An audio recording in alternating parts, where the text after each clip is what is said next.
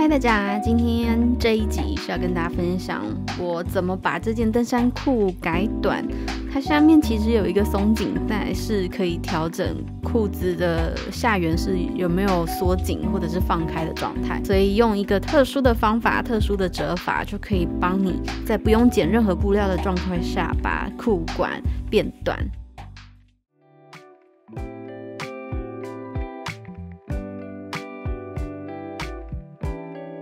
來看做法吧。試穿的時候，在想要的長度上面畫一條線，因為我們要剪掉8寸，所以我在8寸的這個地方先畫了一條線做記號。做完記號之後呢，我們要把它往內折，褲管的內部，然後先暫時固定前後左右4個角落。大家如果有更好的想法、更好的方法的話，也可以分享給我，因為我暫時不會剪這一塊布料，所以如果還有更好的辦法的話，我願意把它全部就是拆掉重來一次。上下左右固定之後，再把原本的这個褲管的內側往上折，就是往外側折，也就是說外面看起來會什麼都沒有，但裡面會折了2次。本來是這樣往內折了，然後內部長這樣之後再往外折，這是褲管內部，這是褲管的外側。然後在固定的時候，因為它這邊有鬆緊線，所以就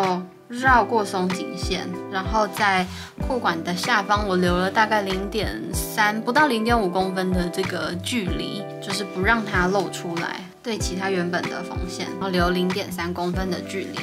固定上下左右之後，再来固定其他需要固定的小地方，然後我們就可以開始縫了。我在想縫的時候，就是因為它是彈性布料，我會用閃電型的縫針設計來縫，感覺之字形也可以，只是我覺得這個褲管之字形可能會有點突兀。等一下我們就沿着這個邊繞過這個裡面的鬆緊帶，縫一條在褲管的最底部跟褲管折痕這裡，所以翻到正面的時候會有2條線，一條在這裡大概4公分的地方，一條在很靠近下緣的地方，然後它的鬆緊帶就會在這個4公分之間，然後還是保有它原本的功能。這個我把這個裝回去了，因為等一下我們沒有要套褲管進去，我會看着它的背面縫，所以是這樣放進去的。然後同樣從邊邊開始，非常小心的避開。我盡可能的把鬆緊線、鬆緊帶放在壓腳的左側這邊，還有一些空間。我把鬆緊帶留在這個空間裡面，然後壓腳只壓住大概1半的縫份，然後調整一下針的位置，然後調整成閃電型，可以了，就開始縫吧。會很奇怪，目前看起來還好。這個機能布料好像密集蠻密的，就是那個織紋蠻密的，縫起來好像有點阻力。我這邊用的是彈性布料的針頭針，不是針頭針，縫針到褲管的邊邊了，這邊照樣縫過去。我現在突然覺得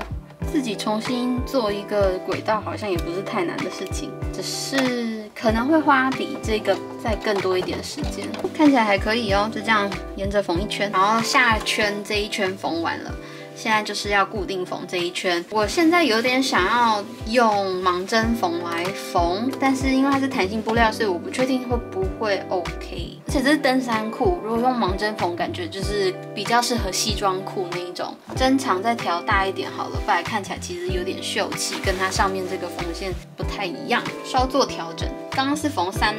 跟3.5，我都覺得還不夠，所以我這邊調4，然後就是沿着這個邊來縫，對齊縫線，應該就不用大頭針固定了。好，出發。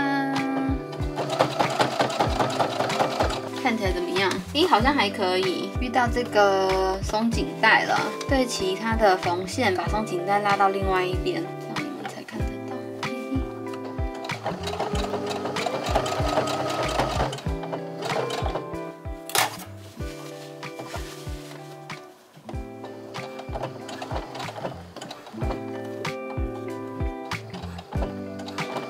看起来就长這樣子，哎，還可以啦。最後就只剩下固定鬆緊帶，就至少我在拉的時候它會一直往上，不會需要額外處理它，希望是這樣。我剪了2條3寸長，大概是快9公分、8.5公分左右的長度的這樣子一般的緞帶包禮物的那一種，然後對折之後，先做出一個對折的痕跡，然後上面再往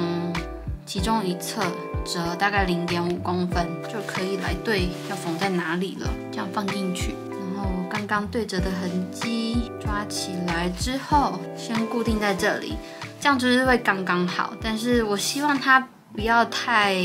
僵在那裡，甚至拉扯到，所以我會往下移一點點，讓它至少布料這樣拉扯，我要翻出來看的時候不會覺得很緊，然後有一個活動的空間的感覺。好，就縫在這裡，縫的方法就因人而異咯，大家想用什麼手縫的方法都可以，只要把這個緞帶的邊收起來就好了。剛剛是往另外一邊折，然後那一邊已經被我就是藏在裡面，所以這邊用一般的捲邊縫，然後只要吃內側縫份的布料就好了，這樣子就不會露出來，就不會看到我縫的黑色的這條線，就全部都縫在縫份上。然後因為我們有往下折、往內折0.5公分，所以我在0.5公分的地方再縫另外一條平行線。然後這次我是用叫什麼啊？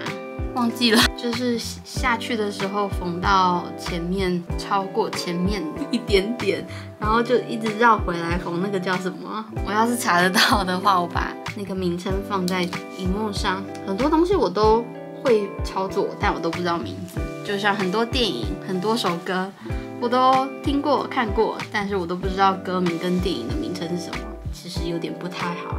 另外再加強一次，我縫在中間點，然後打2個結，然後再從旁邊穿到裡面去，從縫份的下緣出來，把線頭剪掉，藏在縫份裡面，這樣就完全看不到線頭啦。然後可以讓它維持在上面，就算我拉緊了，它也不會掉到下面來，因為它會一直被往上拉。就是這樣就完成了，耶！這個方法是我目前可以想到最快速、最有效率、最能解決這類型設計的褲子的問題了。希望今天這集的分享有幫助到大家，別忘了按讚、訂閱、加分享喲。我們下次就醫改造修改再見咯，謝謝大家收看，拜拜。